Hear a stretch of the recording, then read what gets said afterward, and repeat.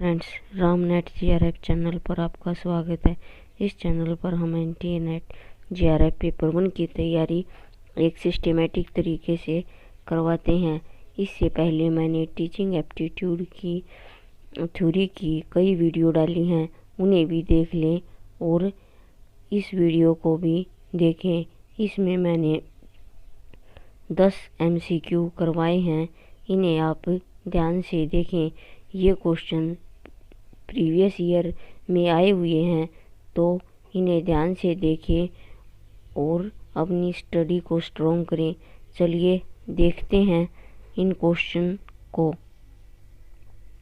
पहला हमारा क्वेश्चन है जो मैंने समर्थी स्तर, अवबोध स्तर, विश्लेषण स्तर करवाया है, उसी में से ये क्वेश्चन आया हुआ है। मैंने उसमें भी बताया था ये इम्पोर्टेंट टॉपिक है और इसी से क्वेश्चन हर शिफ्ट में आता है, तो इसे हमें ध्यान से देखना है। तो आइए देखते हैं पहला क्वेश्चन। एक सेट 1 और सेट 2, इसमें अधिगम स्तर दिया गया है और इसमें एग्जाम्पल यानी उदाहरण दिया गया है। ये मिलान वाला क्वेश्चन है, इसमें हमें मिलान करना है। तो पहला समर्थी स्तर, अवबोध स्तर, विश्लेषण स्तर और डी सर्जन स्तर, इसमें हमें मैच करना है।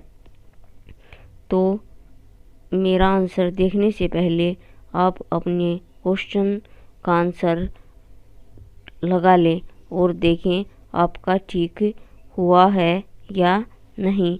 तो इसमें हमारा राइट ऑप्शन है डी, समर्थी स्तर, मेमोरी लेवल यानी सूचना अनुस्मरण करना। इसमें क्या है, सूचना अनुस्मरण करना। उसमें बताया था मेमोरी लेवल में बच्चा रट कर सीखता है तो वह स्मरण करता है। उसके बाद है बी, अवबोध स्तर।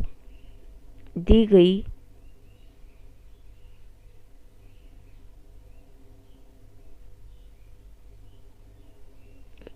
अवबोध स्तर, दी गई संकल्पना उदाहरणों की पहचान करना। अवबोध स्तर यानी अंडरस्टैंडिंग लेवल, इसमें अंडरस्टैंड करने लगता है, स्टूडेंट्स समझकर सीखता है। तो जो भी संकल्पना उदाहरणों की पहचान करना, वो तथ्यों की पहचान करना सीख जाता है। उसके बाद है सी, विश्लेषण स्तर।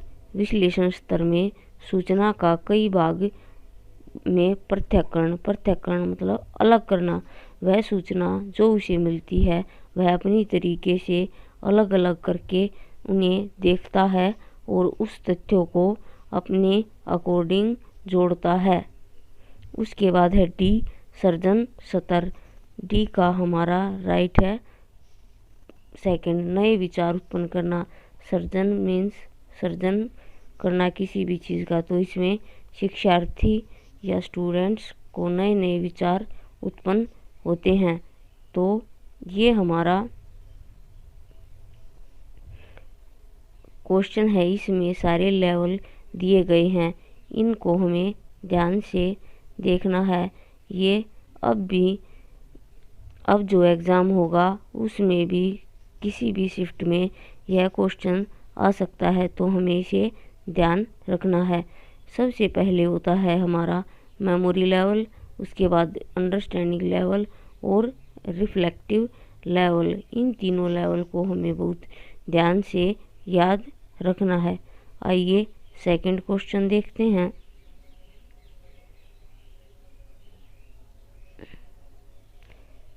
नैदानिक मूल्यांकन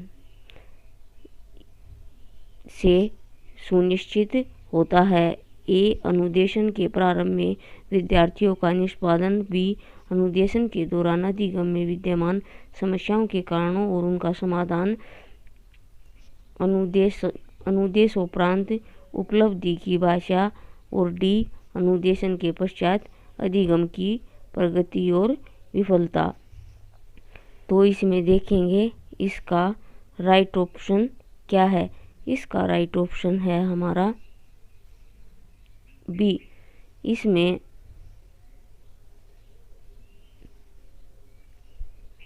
बी हमारा राइट ऑप्शन है।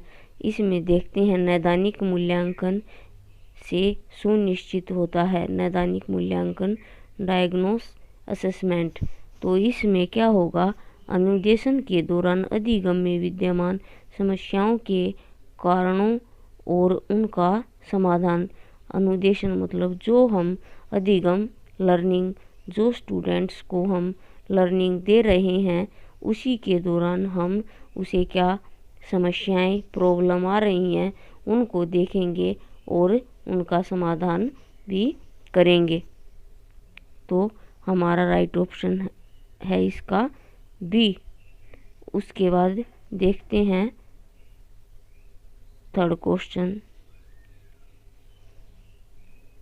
निम्नलिखित में से कौन सा अनुदेशात्मक सॉफ्टवेयर का उदाहरण है। सॉफ्टवेयर का उदाहरण ऑडियो, पॉडकास्ट, मुद्रित सामग्री या पुस्तक, रेडियो वार्ता या एजुसेट। इसमें यह बताना है कि कौन सा अनुदेशात्मक सॉफ्टवेयर का उदाहरण है। तो इसका हमारा राइट ऑप्शन होगा रेडियो वार्ता। उसके बाद देखते हैं अगला क्वेश्चन।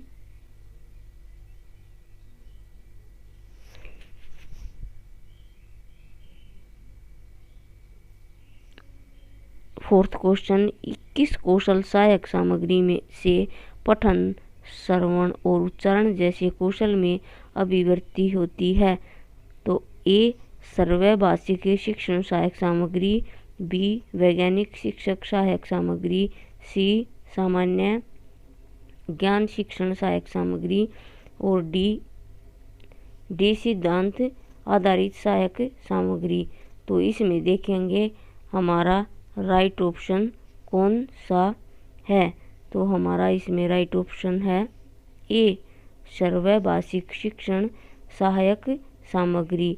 जो ये बता रहा है कि सहायक सामग्री कौन सी है जिससे हमारे पठन, श्रवण और उच्चारण में वृद्धि होती है। तो सर्वै, जिसे सुनकर हमारी पठन, श्रवण और उच्चारण जैसे कौशल में अभिवृद्धि होगी। अगला क्वेश्चन आइए देखते हैं।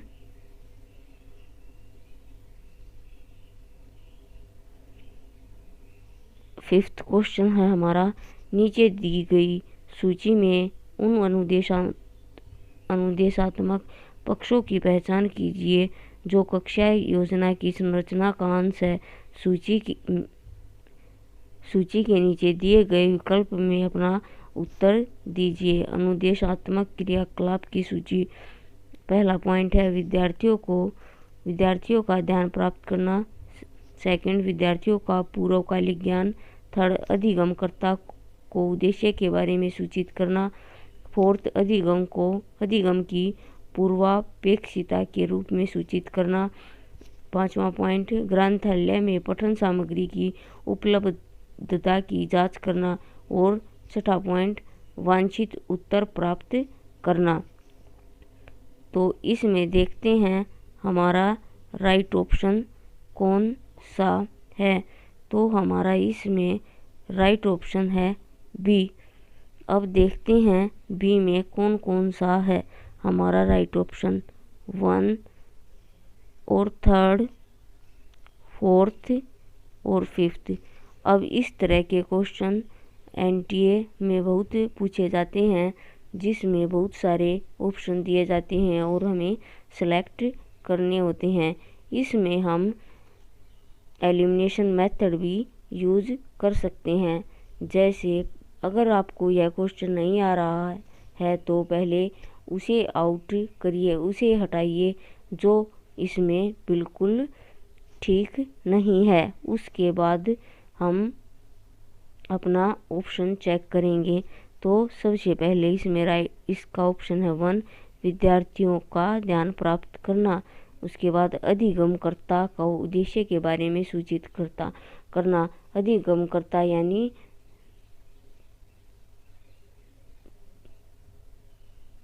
जिसे अधिगम प्राप्त हो रहा है। अधिगमकर्ता को उद्देश्य के बारे में सूचित करना। और फोर्थ, अधिगम की पूर्वापेक्षिता के रूप में सूचित करना और वांछित उत्तर प्राप्त करना।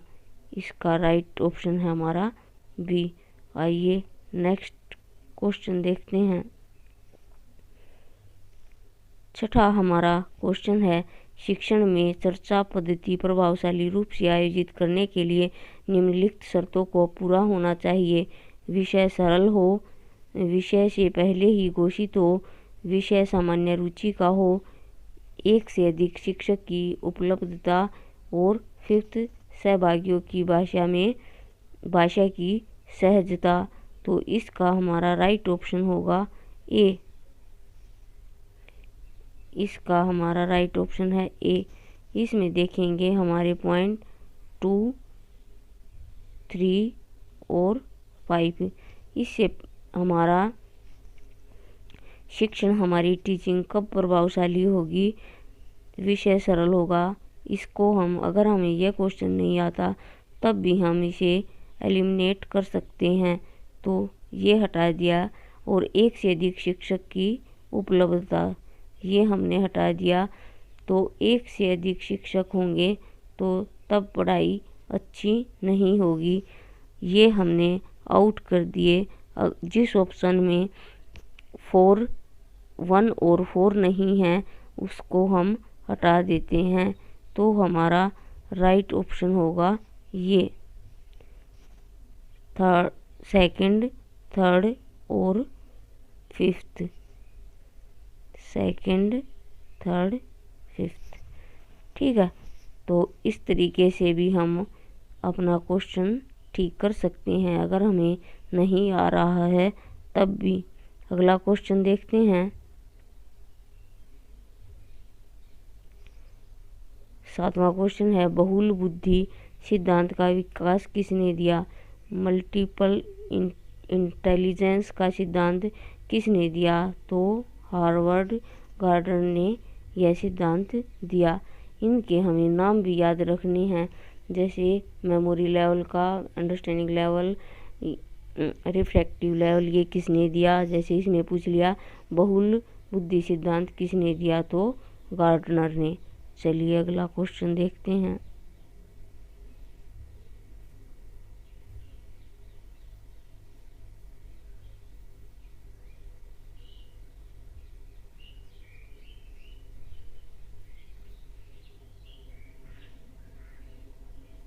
अगला हमारा क्वेश्चन है 8वां, प्रभावशाली शिक्षण व्यवहारों की सूची में उन्हें चुनिए जिन्हें मुख्य व्यवहार कहा जाता है। तो हमारे पॉइंट हैं, सभी विद्यार्थियों को प्रत्यक्ष, सर्वे और मौखिक प्रदायगी। सेकंड, विद्यार्थियों को उत्तर विस्तारित करने के लिए प्रोत्साहित करना। थर्ड, अधिगमकर्ता के साथ उत्साहपूर्ण और शिक्षाप्रदायी संबंध। फोर्थ, प्रस्तुतिकरण के विविध तरीके। फिफ्थ, कक्षा को कम से कम अस्त व्यस्त करते हुए दुर्व्यवहार को रोकना। और आगामी को संगठित करना तथा व्यतीत का सार प्रस्तुत करना। तो आइए देखते हैं इसमें हमारा राइट ऑप्शन कौन सा है। इसमें हमारा राइट ऑप्शन है ए, 1, 4 और 5।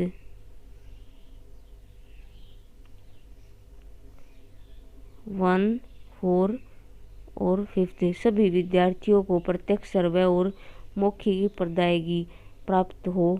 उसके बाद है प्रस्तुतिकरण के विविध तरीके अपनाने चाहिए। कक्षा को कम से कम अस्त व्यस्त करते हुए दुर्व्यवहार को रोकना। तो हमारा इसमें राइट ऑप्शन है, इसमें हमारा ए। आइए अगला क्वेश्चन देखते हैं।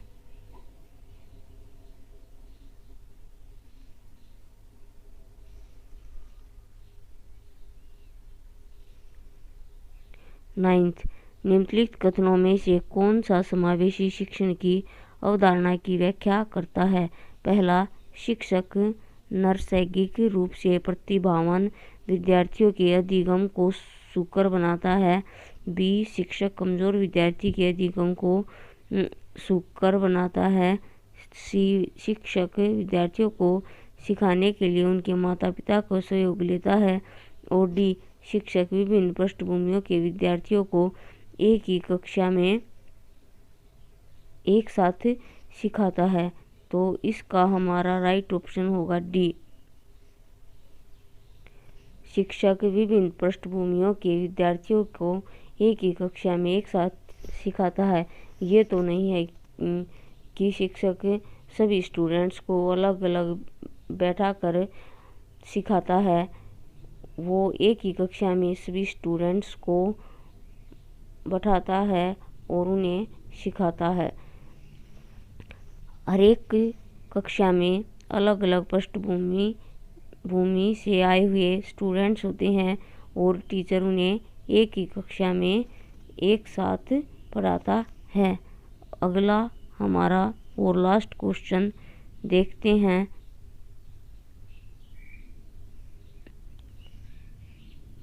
10वां हमारा क्वेश्चन है, निम्नलिखित में से कौन सा अधिगमकर्ता के संवेगात्मक बुद्धि का सर्वोत्तम विवरण प्रस्तुत करता है। तो इसके पॉइंट हैं, दूसरे लोगों और स्वयं अपने संवेग को समझना। सेकंड, स्वयं को बलपूर्वक अभिव्यक्त करना। थर्ड, चिंतन में विवेकपूर्ण होना। फोर्थ, स्थिति के अनुरूप अपने संवेगों का समायोजन करना। और फिफ्थ, रचनात्मक और आलोचना के प्रति खुला होना। और सिक्स्थ, अन्य लोगों को जैसे वे हैं वैसा ही स्वीकार करना। तो इसमें नीचे ऑप्शन दिए गए हैं, तो हमें बताना है राइट ऑप्शन कौन सा है। तो हमारा इसमें राइट ऑप्शन है ए। इसके ऑप्शन 1, 4 और 6 ये हमारे राइट ऑप्शन हैं। इसमें पहले देखते हैं, दूसरे लोगों और स्वयं अपने संवेग को समझना, दूसरे लोगों को समझना और खुद को। और फोर्थ है, स्थिति के अनुरूप अपने संवेगों का समायोजन करना, सिचुएशन के अकॉर्डिंग अपने आप को चेंज करना और उसमें समायोजन करना। उसके बाद अन्य लोगों को वे जैसे हैं वैसे ही स्वीकार करना, जो जैसा है उसे वैसे ही स्वीकार करना।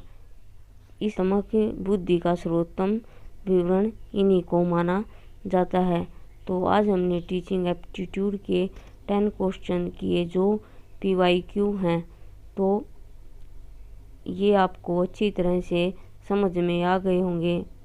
अगर ये आपको समझ में नहीं आए तो इस वीडियो को दोबारा देख लें और कोई भी डाउट हो तो कमेंट करें, ठीक है। अब और तो आज के लिए इस वीडियो में इतना ही। मिलते हैं नेक्स्ट वीडियो में एक नए टॉपिक के साथ। अगर आपको यह वीडियो पसंद आए और इस चैनल पर और अधिक वीडियो देखने के लिए चैनल को लाइक और सब्सक्राइब करें और साथ में इसे शेयर भी करें। तब तक के लिए खुश रहिए और अपने जीवन में आगे बढ़ते रहिए। Thank you.